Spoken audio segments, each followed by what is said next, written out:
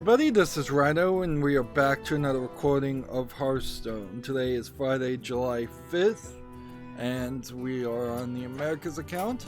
Starting a little bit late today because I took July 4th off, and that messed with my sleep schedule, required me to actually be awake when normal people are awake, instead of doing most of my recording in the late evening or afternoon. Or late afternoon, early evening. So we'll roll that.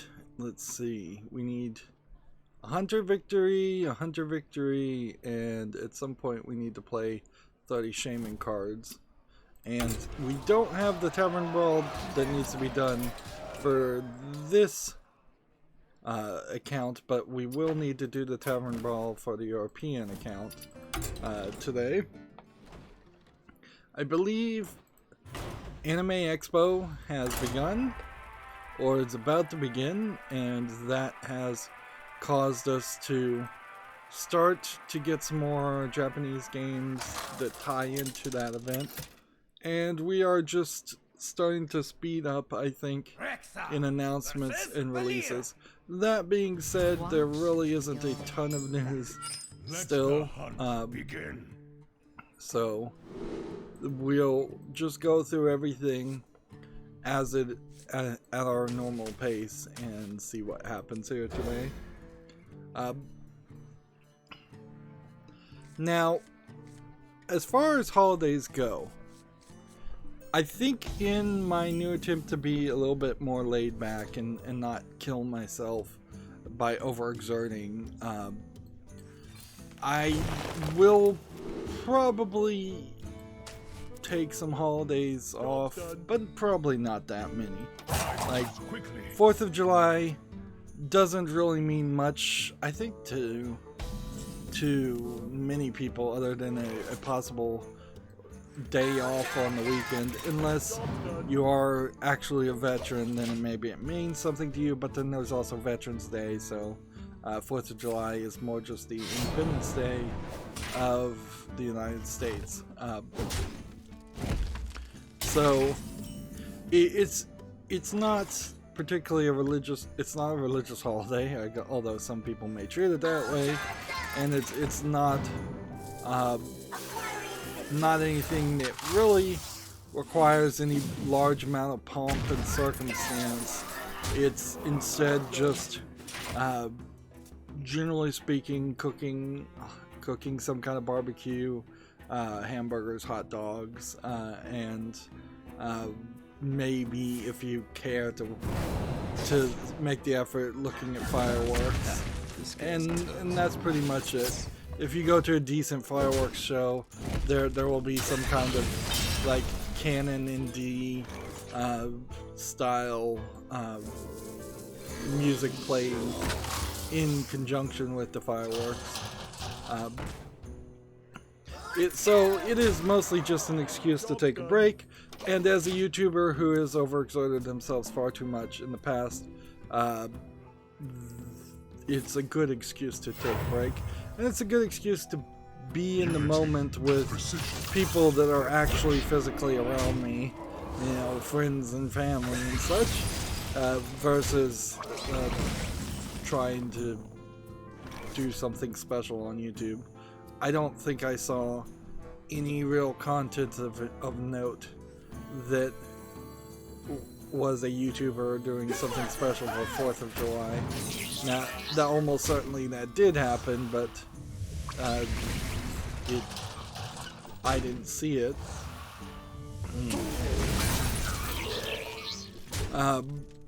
That being said, I probably still will, if Christmas is on a Monday, Wednesday, and Friday, I'll probably still just maintain the schedule and stream that day.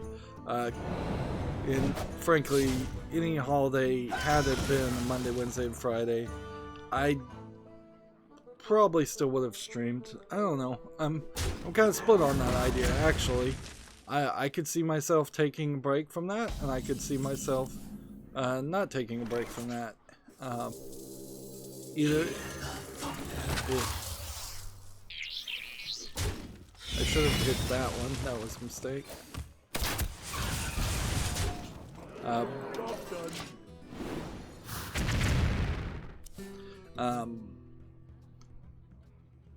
Yeah, so if holidays come and they're Monday, Wednesday, Friday, maybe I won't stream on those days, maybe I will. None of the holidays really mean too much to me in general,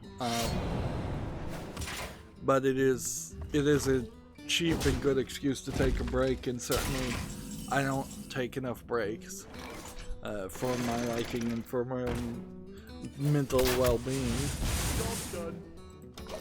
And as somebody who worked previous jobs that were very abusive and would not give you holidays off, even if you wanted them, and were jobs that in no way needed to have their offices open on those holidays, let me say, hey, call in sick on those holidays if you want those holidays off, and they won't work with you. Try to work with your company first, but just call in sick. Just don't show up. It's not worth it. Like, sure, you're getting paid, and maybe you need that money to pay the bills, and maybe this is the thing that'll get you fired. But the thing I certainly learned about is I was threatened with being fired way more often than I was actually ever fired at every job I've ever worked. They want you to live in this constant fear, but they don't want to go through the frustration and hassle of actually trying to find somebody to replace you. Job's done. So, yeah, if your entire family is meeting up on Christmas, call in sick. Go to the family event. Family is way more important than jobs. So I guess I'll possibly take that mentality too. But yeah, I want to just preach taking it easy and not overexerting yourself in general. And it's not like I even did anything yesterday. Just ate hamburgers and hot dogs and watched a movie and didn't even really watch the fireworks. So me personally eating hamburgers or hot dogs, I don't eat a lot of hot dogs, but I try to only eat them once a year. But I eat hamburgers pretty frequently, and I watch movies on Netflix and other TV, Amazon Prime and stuff pretty frequently. So it really wasn't much different than anything I potentially would have done any other day. For that reason, though, I have not done any more recording of Zombie or Zombie U, which is fine.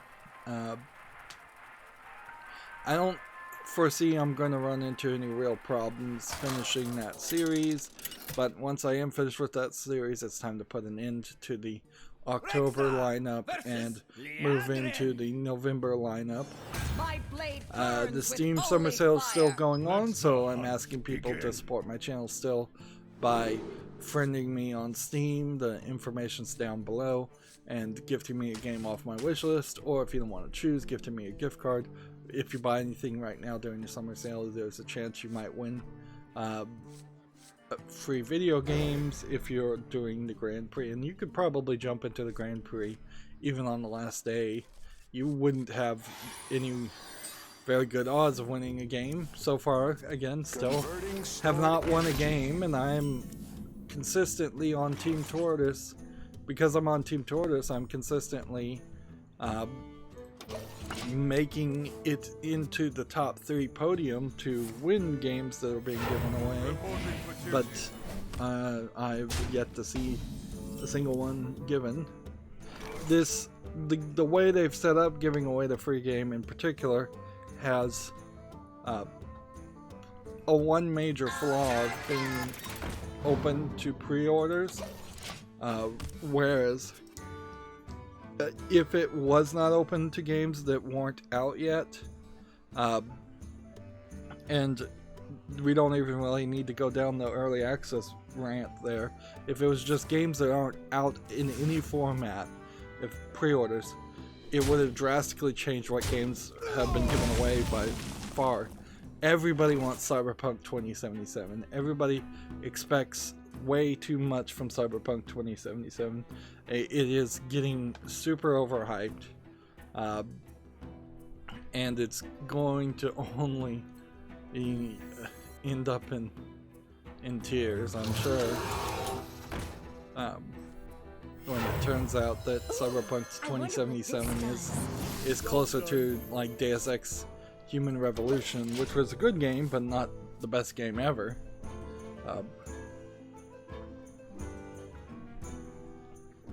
But yes, because that game is at the top of everybody's wish list, including mine, that game is getting a ridiculous amount of pre-sales, pre-purchase sales, which is just really handing CD Projekt Red a victory as far as Valve is concerned. It's just, here's some free money,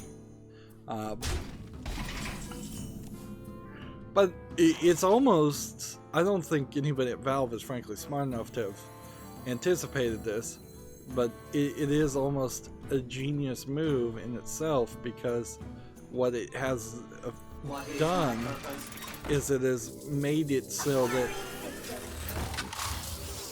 people who were going to potentially get Cyberpunk 2077 through CD Projekt Web service, Good Old Games, now very potentially there's a small percentage of people that now have it on Steam, and so they might have brought over a very small percentage of people who are hardcore fans of Good Old Games, which has no DRM, into Steam, which is nothing but DRM and a storefront. So it almost is like a calculated move. I know in my instance, I got The Witcher 3 for free by buying a video card, and they gave me a Good Old Games code. So now I really would like Witcher 3 and the DLC on Steam, because I don't want this one game that is on Good Old Games as the only game I have on Good Old Games at all.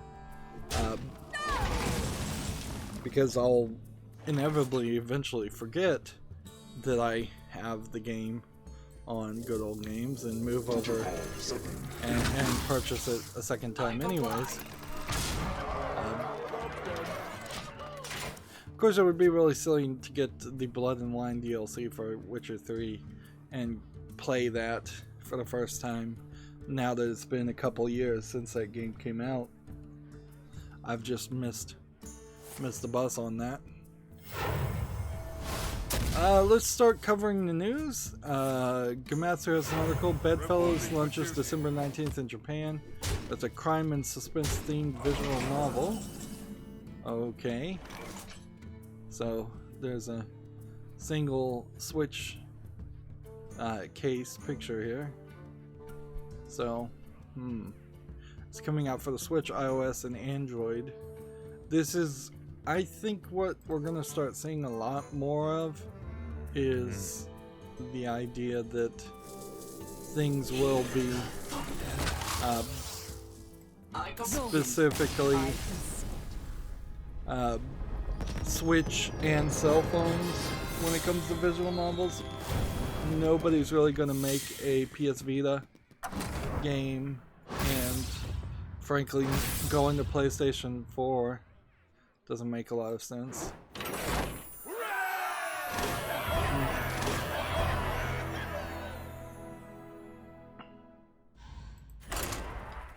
So, PlayStation 4 once again seems to have censored a trailer or something for a game that's coming up called Crystar, Crystar. Apparently there's a shot where the character looks like their bare buttocks is being exposed. Now, the thing about that, of course, is if you're wearing a G-string or thong, Basically, your bare buttocks is being exposed, but that's in certain circumstances not an issue, and to me, never really an issue. But yeah, most bikinis that women wear at one time or another will expose at least 95% of their buttocks, cheeks. So what is my purpose? yeah, Sony of Sony Interactive Entertainment should probably just be colloquially renamed as Sony of California now. And if I was going to get really insulting or creative, I'd probably call it something of Sony of Woke SJW California. Continuing to take the extra effort to censor things that had already been censored to meet Zero's standard in Japan, the Japanese video game rating system, and ESRB's standard in the United States and North America. I'm pretty sure ESRB covers Canada and Mexico too, at least. Nintendo of Japan had its shareholders meeting. That they were asked directly if they were going to do any extra level of censorship. They're saying no, we're going to just let the Zero and ESRB do their jobs and rely on these third-party independent third-party companies, which, in all fairness, at least for the ESRB, it's not a 100% independent third-party company, but it's pretty independent. But they're not going to step in and do extra censorship. It's possibly a little dishonest or disingenuous for Nintendo to say that, because I'm sure there have been a few instances where Nintendo, even in the past 3 or 4 years, have given notes and complained about things in games, but they've done it very privately, very quietly to the developers, and they probably the thing that developers are complaining about Sony doing, PlayStation doing, versus the way they would like it to be done, is for them to just write down the rules. This is the same complaint that always happens with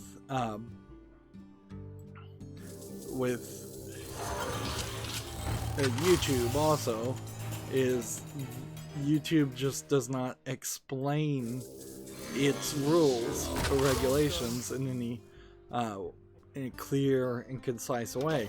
And even YouTube is trying to do that through their YouTube help channel. Like, they're going through it and giving some doing extra videos and making specific examples, and it's still all very polished and very thought out. They're being very careful about what they're saying, and frankly the enforcement on YouTube is not consistent with what they're saying, and so there's still a problem there. But yeah, when you're making a game and that game has to launch on a certain date, and then Sony tells you have to remove or change an entire section, something a lot more than just changing an art piece, where arguably quickly and easily censoring an art piece is only a day's worth of work. But even a day delay is money going down the drain that you had not planned on spending, because Sony has just been unclear about what they're complaining about. And inherently, to not get on the rant against SJWs though, this is the pro-censorship model in a nutshell, is that they never want to be clear about what they want, because they want to always be able to complain about something else. So no matter what you do, it will never be good enough. And certainly I have dealt with people like that in my life, where it's like, yeah, no matter what you do, if you do what they ask, they're still not going to be happy. So eventually you realize you just have to tell them to F off, for lack of a better term, that you don't care about their feelings or their opinions, because they're not pleasable ever, or can't accommodate their demands.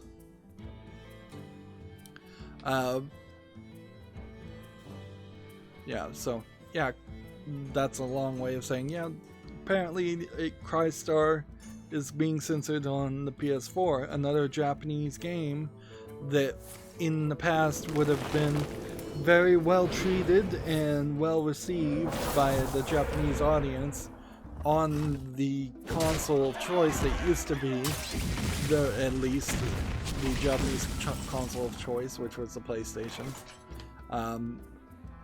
So yeah, Sony PlayStation's digging its own grave.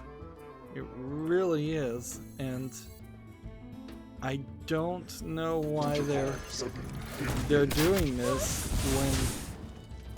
when they could have just maintained the high level of success that they've had, at least in Japan. And instead, they are now pushing people to the Switch and pushing people to cell phones, and even in a very small way, pushing people to play the Microsoft console in Japan, which was never the case. Moving on, we have a game here on Komatsu. Amazing Grace, What Color is Your Attribute, for the PS4, launches September 26th in Japan. I still have yet to get a real feel as far as whether the Japanese releases of Japanese only games on the PS4 are going to start getting censored or affected, but I think it's eventually going to try and bleed over. This game is labeled as an endless Christmas romance visual novel, and you can see it's got anime girls in it. So there's a video here. We could skip through here and see how this goes.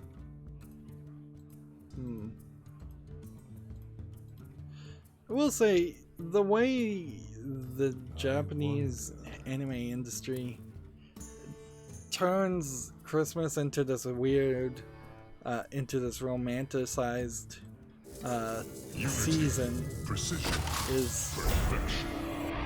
is really interesting, to say the least. It does something that is definitely a lot less commercial than what's in the United States. If you're a child around Christmas, it's just all about, I want toys, I want gifts, I want things. If you're an adult and it's Christmas, it's all about, I need money to buy these toys, these gifts for these kids. It's pretty much all it is. It's 100% the Coca-Cola designed Santa Claus and commercialization and buying products that you would logically not want to buy or not have any desire to buy outside of the Christmas season. So it's all about things in the United States, where the Japanese have made it all about people, and I think it's better for it to be all about people. And the Japanese are a huge gift-giving culture, so they give gifts like year-round all the time, and so I think that solves that desire in a more balanced way. And yeah, if you don't have any friends or family on Christmas, then you're just left out of all activities. Because most Christmas events in the United States are aimed at kids, or aimed at least family interactions of some sort.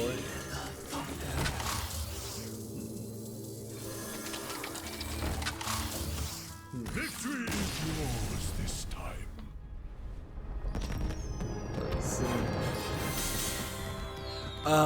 Last stream we mentioned that RetroPie version 4.5 came out at the very end of the stream.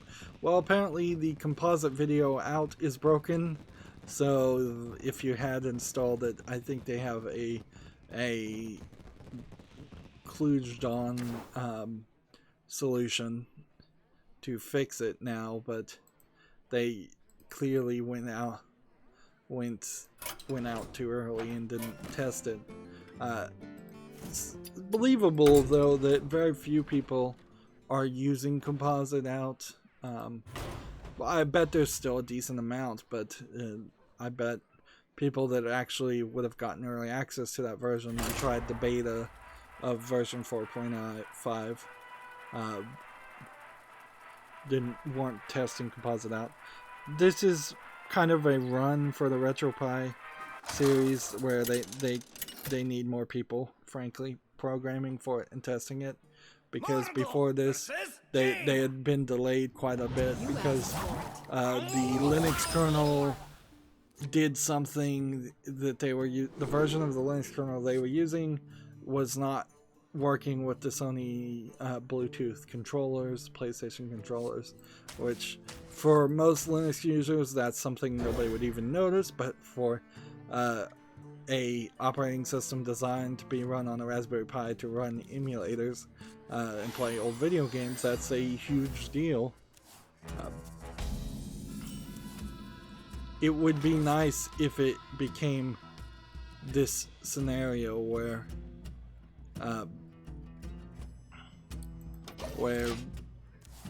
just almost everybody has a Raspberry Pi and RetroPie on it, and everybody's testing it, and everybody's so into tinkering in Linux that they could give feedback and support, but that's not realistically going to happen. That's asking.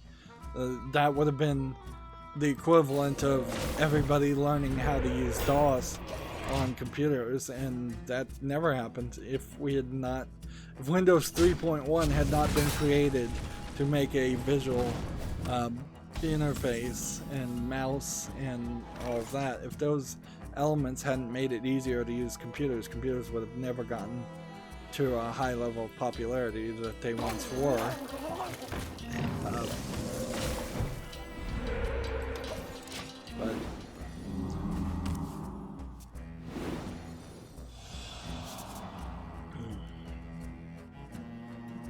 And computers certainly have gotten easier since then, or at least in general they do. Although I'm starting to really question, like I've run into some stories recently where it seems like if you just go buy a Walmart computer, or if you've just got an old computer, you still very well may be having a 1995 bad time with computers. Particularly if you don't know a lot about them and don't really have the desire or ability to learn a lot about them. Cell phones, I think in particular, offered a helpful solution in a lot of ways by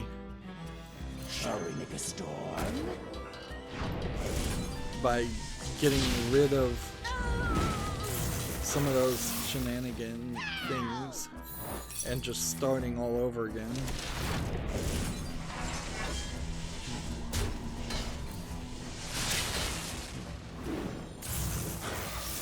There we go.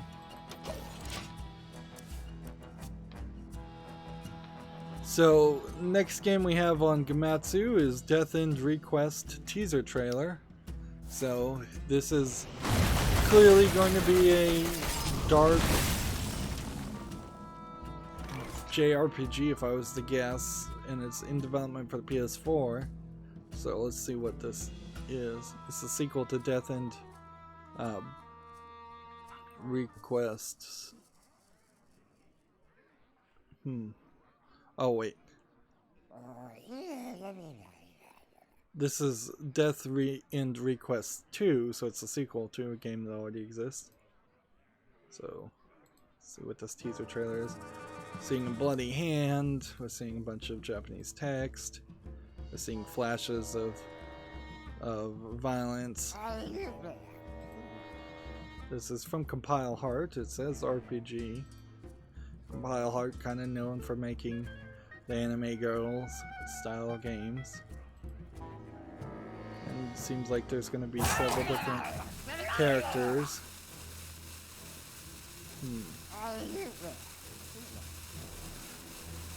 I find it odd that it's only being made for the PlayStation 4, but I guess we shall see.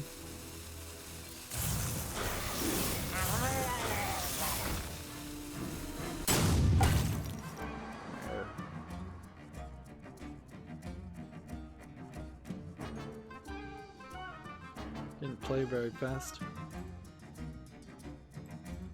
It will, in all fairness, be a...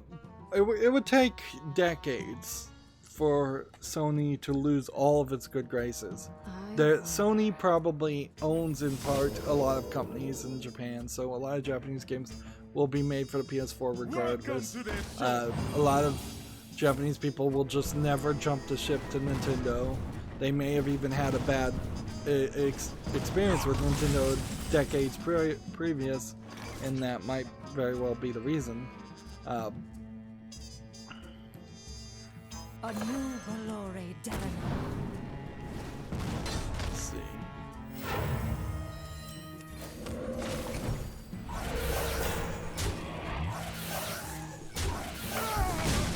Thunderstruck. Job's done.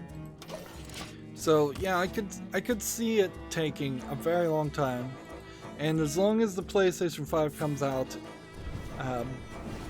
and it has any kind of fan base at all, then we know there will be some companies that will be trying to work on that factor and be a launch exclusive for the new PlayStation, just because it might be being a big fish in a small pond.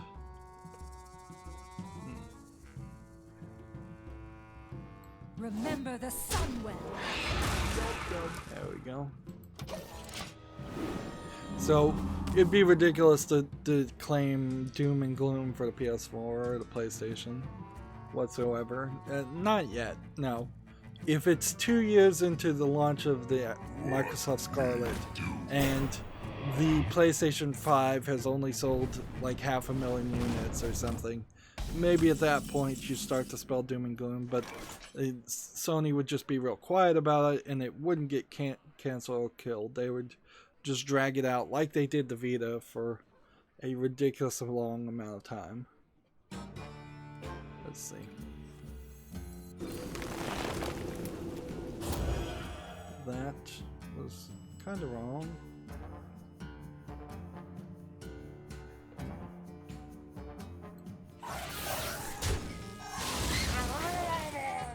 Remember the Sunwell.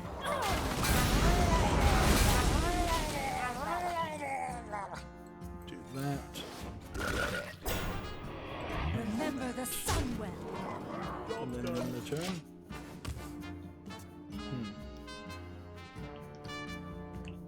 The fate of the world hangs in the balance. Again, Anime Expo happening, so most of these announcements and news are going to be anime games focused. Komatsu has an article here. Conception Plus Maidens of the 12 Stars coming to the West for PS4 and PC on November 5th in North America, November 8th in Europe. This is the game where this male character is like fated, or the only way he can save the world is to actually conceive these star children that will fight in the future. So it's a kind of silly harem concept that I believe they made an anime but the anime was, I think, pretty bad. I think the game might be particularly interesting, although the fact that you're limiting yourself to 12 characters makes it a more limited game. I'm gonna watch this trailer, but I'm gonna watch it off screen just in case, because there might be some adult content in that. Like, it's definitely an adult theme, and But yeah, you're not really gonna have a full gacha game style. Yes, this is a partial nudity, sexual themes, M-rated game. That I think I want to say it's an RPG, but it might very well just be a visual novel type game. But you could certainly go with a full gacha game idea where you would just have an infinite number of star children that you could conceive.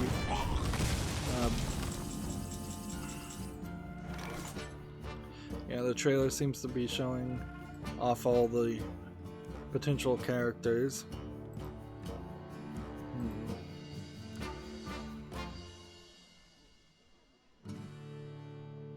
So, yeah. It is really a conceited concept. Certainly is that my progeny are going to save the world and nobody else's progeny can possibly do anything.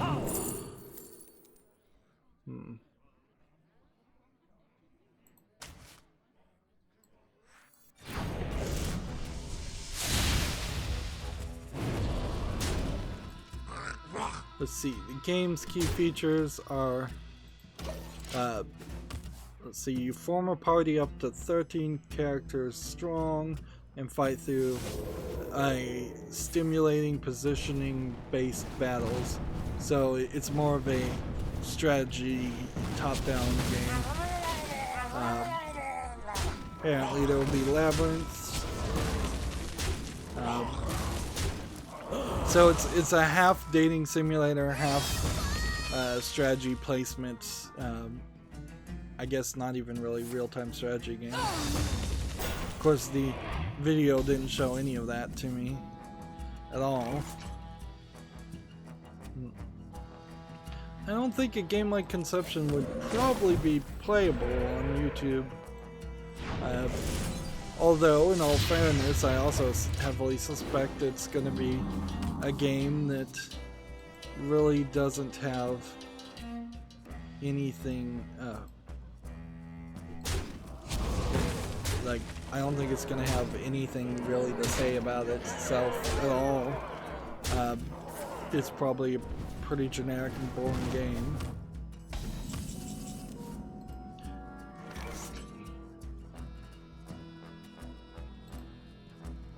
Apparently my duplicate tab wasn't working or isn't working. Might be time to reload my Chrome browser again. I don't think I'm gonna win this one, unfortunately. I am playing ranked, so I'm gonna lose a star. I should probably play this card just so I play more shaming cards.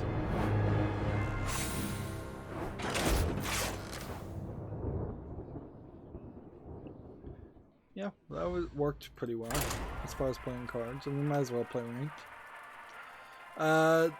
TechRaptor has an article here. Darkwood review, atmosphere done right. So Darkwood is, I guess, a horror kind of Diablo-esque game that every time I've seen it, it's looked exactly like this, where it's just like a top-down Diablo dark scenario game. And I feel like TechRaptor is getting paid to write about this because certainly I think they've written 2 or 3 articles here. They gave it an 8.0 out of 10. Great. Says Darkwood manages to pull off horror in a truly stunning degree, with minor gameplay annoyances that are in the game are more than covered by the exploration and atmosphere. The pros are creepy, horrific atmosphere, twisted artwork and character design, great replay value. The cons are slightly stiff combat and dull nighttime sections.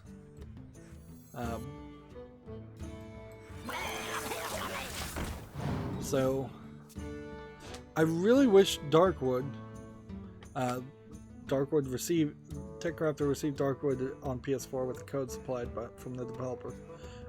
I really wish if this game was good that people would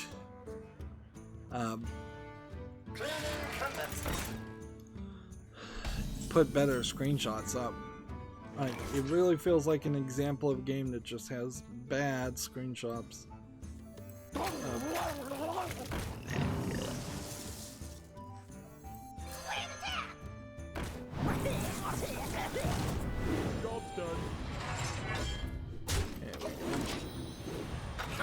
Yeah, I'm definitely not sold on that game.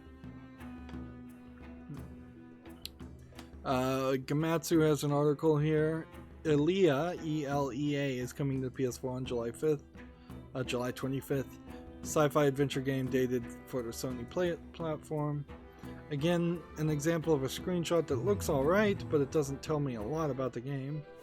It first launched on the Xbox One and PC in September 2018, so it's a year old. So it's going to be an improved version with PlayStation Pro enhanced. Let's see. Let's look at the trailer. See if we can get an idea of what this is. Looks like you're in the spaceship, and they're taking their sweet time to show that. Or maybe you're just going to be going on a surreal journey. There were several games where you were just kind of walking simulators on spaceships. Just this darkness, then polygonal shapes. Is there anything here? Maybe it's a VR world. Job's done. Yeah, that was a terrible trailer. Says the description is Illya is a sci-fi adventure game where you play a space scientist in 2073. Your name is Illya. Earth was struck by a horrid childhood disease, and Illya's husband Ethan joined the expedition to colonize Solus, a habitable exoplanet, to save humanity from extinction. The interstellar ship he was on the pilgrimage went radio silent shortly after he reached the planet's surface. 13 years later, Illya has joined a recovery mission to investigate the fate, or it's supposed to say fate, but it actually says faith, of the expedition. Who follows the wondrous journey? What follows is a wondrous journey through space. Sounds like a walking simulator to me.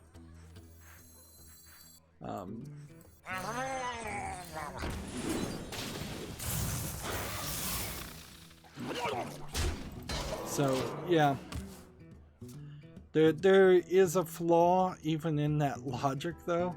If someone is going to colonize a planet, they're going because in part they're expected or planning on having children, or taking their family and children that they already have to that planet in the hopes that eventually their children would grow up and have children.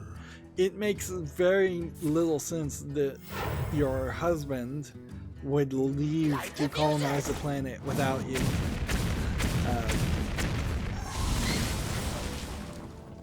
So they seem to have completely written themselves into a unrealistic premise.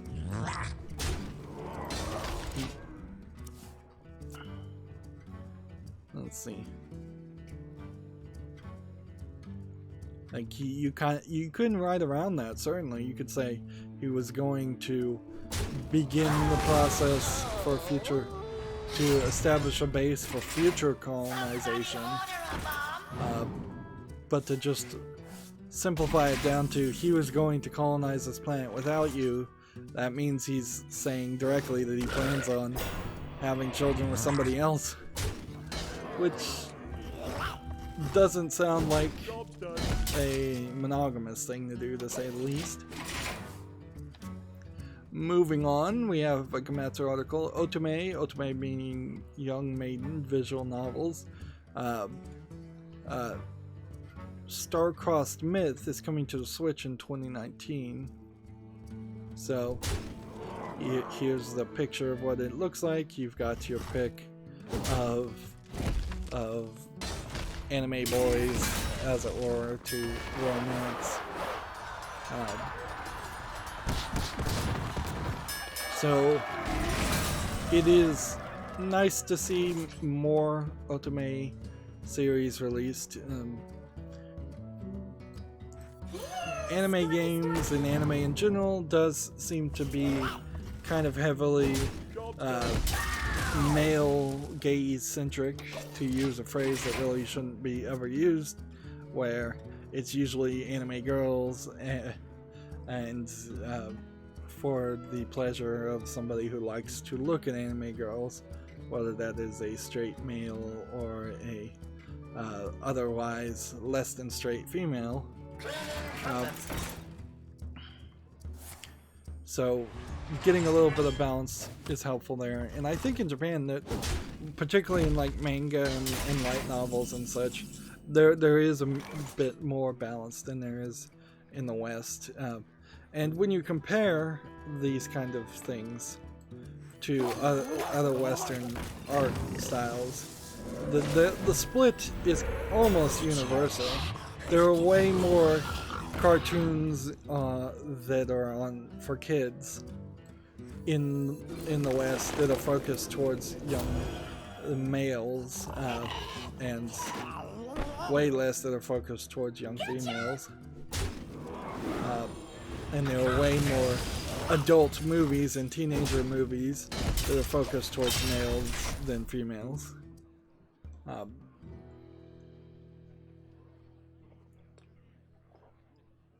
So diversity is always good in the forms of entertainment that you get, and I would be more than happy to cover a good Ultime story on Steam, assuming that the YouTube would be alright with me covering an Ultime visual novel. Moving on, we have Gamma Sutra. The French government launches Join the Game campaign to recruit game devs. Now, I've seen this reported as a direct attempt at stealing away game devs from the UK due to Brexit. I think that probably was a consideration. France is already the headquarters of Ubisoft and Quantic Dreams and Arcane Studios and Gameloft and Focus Home Interactive, so there's quite a few already there. Of course, it wasn't too long ago that people were protesting just pay inequality in France, and France has never really shook the appearance of their employees being French in general, which means they're cantankerous and lazy and just cause problems, and that's a stereotype certainly, but it's in part earned too. There is also, I suppose, a slight mention that it seems like the European Union Parliament, in backroom closed door meetings, just picked a new major person in charge. I don't know if it was the direct leader, and it was just this completely closed door undemocratic process, and people are upset about that too. And when you see something like that, then you really have to question, maybe the UK does have some valid argument to make that they should leave the European Union, because it is these unilateral, not democratic actions that people have been upset about in the past from the European Union. In particular, a major one being that they took in a massive amount of refugees, which I don't disagree with doing the right thing and taking in refugees, but it's certainly added fuel to a fire that already existed. And of course, that's just my understanding of the whole Brexit and European Union thing from the outside. I think that they probably should maintain the European Union, but reform it and force out some what seems like growing corruption that's happening in it, and try to clean it up instead of abandoning it. Or, you know, you can just have all the party members abandon the European Union and form European Union version 2, a whole new organization with sans the corrupt elements.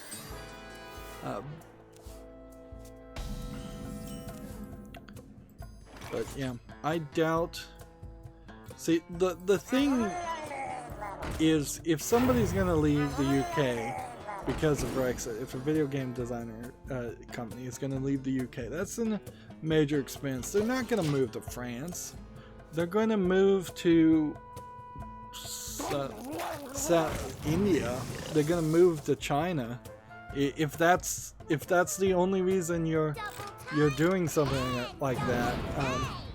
In fact, I wouldn't be surprised if you would just move to Spain or Portugal or some other area. I don't think France would be on the pick. You'd want a place where they would look for places where there's more cheap labor that they can get for QAs, testers to use. They would look for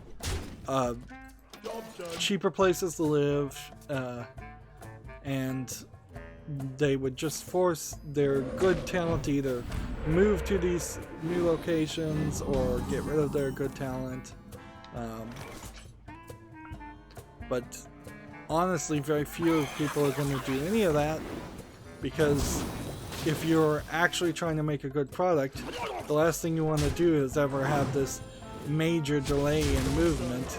Instead, you might start a second office in a different country, but you wouldn't immediately move offices. You'd start a second office and then eventually slowly move your employees you wanted to keep to the second office and then shut down the original office. Shall we make a store? Moving on, we have a game here on Steam that's a bunch of Asian characters, and it's called Spider Derby. It looks like it's probably I won't even say low effort, a medium effort with bad graphics Chinese game, if I was to guess. Seems like it's a hex grid battle game where it zooms in and shows you the battles. It's just not very visually interesting. $4.19 discounted, English and Chinese.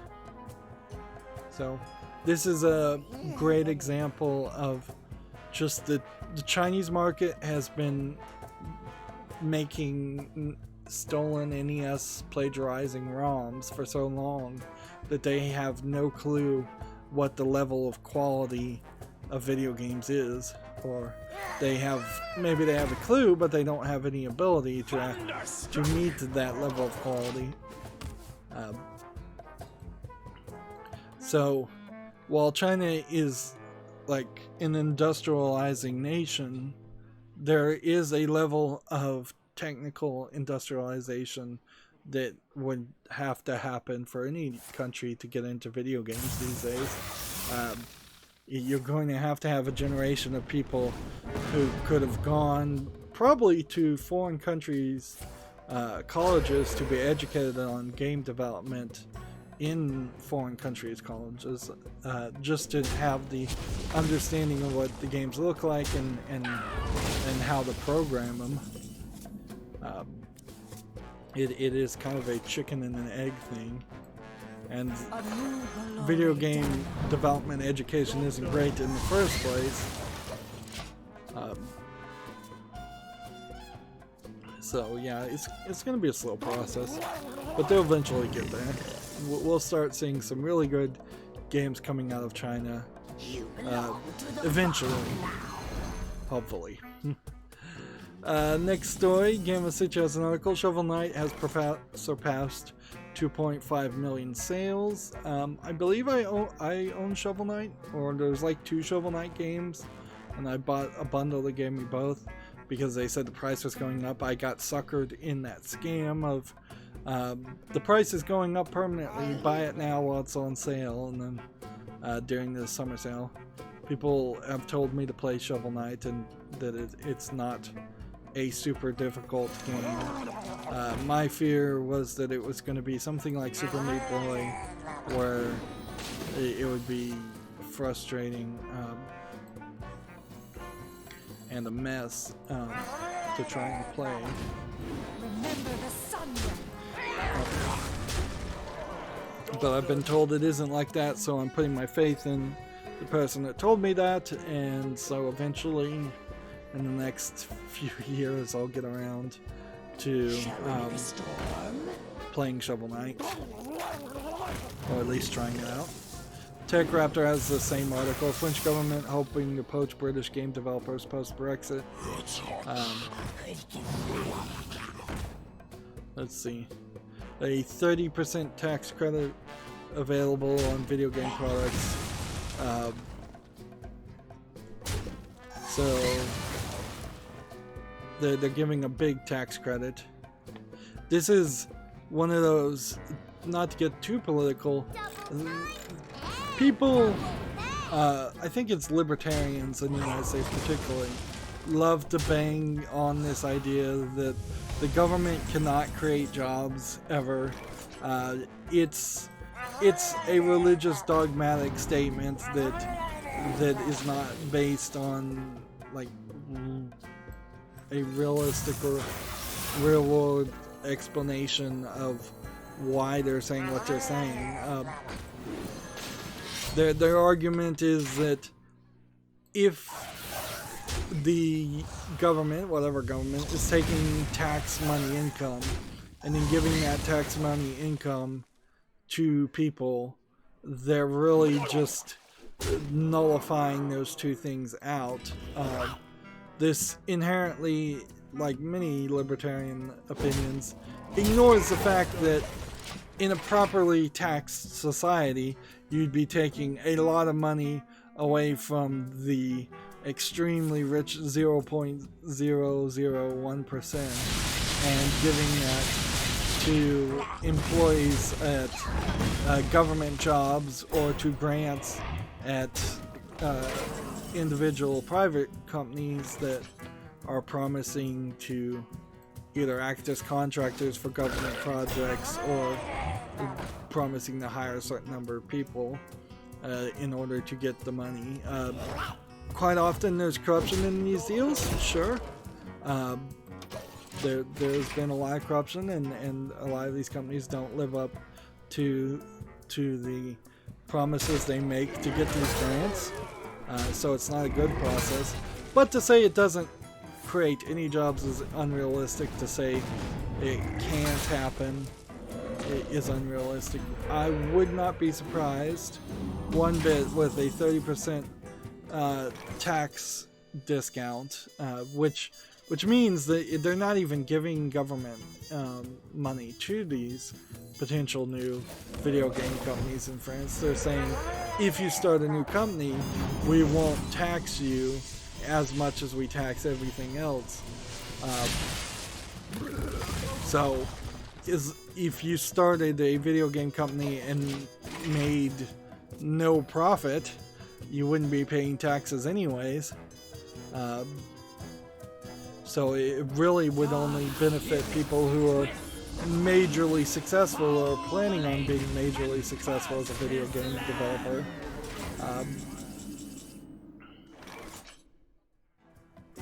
And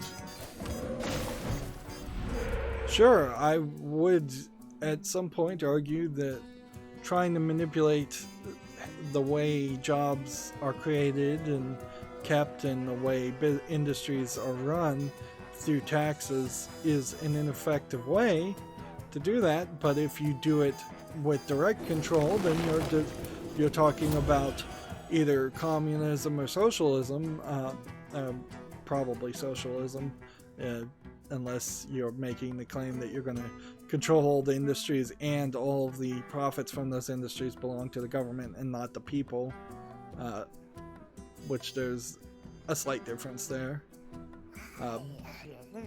Let's just play these cards, because might as well. I guess I could kill this guy. Yep. So yeah, there's a better way to do it. It's just that then it has the specter of socialism when you have the government actually controlling the companies, and it would be really difficult to have a government organization, a department that ran video game companies or artistic companies in general. It's better to do grants and be a Patreon, in my opinion, for arts. It makes a lot more sense if you're having somebody run the agricultural industry, because that's easy, that's scientific. You can say everybody's going to plant this crop on this day, you're going to use this much fertilizer of this brand, you're going to water this much. Those are all things that you can scientifically get actual numbers around, but you can't say the same for a video game. You can't say everybody's going to make first-person shooters because that's the big popular thing that doesn't work.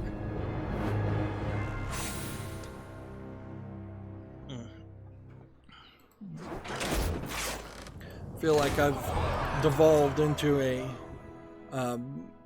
economics rant again. I do that more often than I particularly should.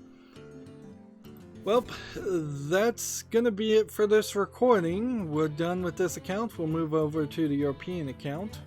As always, I ask you to like, share, subscribe, comment, and watch every second of my videos. If you want a friend or follow me on any social media sites, there's a whole bunch of links down below in the description box. And if you want to support me even further, there's a link to Patreon, or you can friend me on Steam and gift me a game off my wish list. Right now the Steam Summer Sale is still going on. Great time to gift games. Thank you for watching. Have a good evening.